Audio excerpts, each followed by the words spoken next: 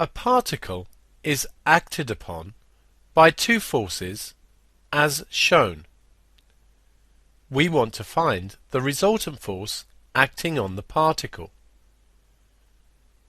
We can draw a vector diagram. The 5 Newton force acts horizontally and the 3 Newton force vertically.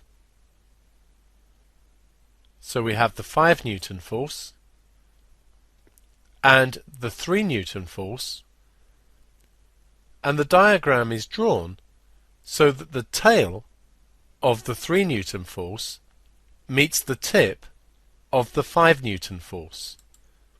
This is the usual way that we draw diagrams where we're adding vectors. The third side of this triangle represents the resultant force. Note the direction the resultant goes in. We want to work out the magnitude of the resultant force, and since we have a right-angled triangle, we can do this using Pythagoras' theorem.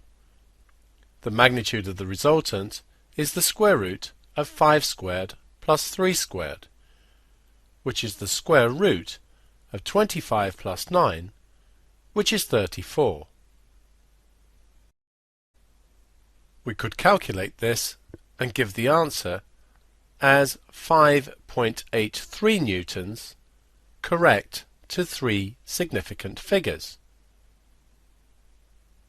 To describe the direction of our resultant force, we could work out this angle theta. Theta is going to be the inverse tangent of the opposite, which is 3, divided by the adjacent, which is 5. And this calculates to give 31.0 degrees, correct to 3 significant figures. So we would say that the resultant is a 5.83 Newton force in a direction of 31.0 degrees to the horizontal.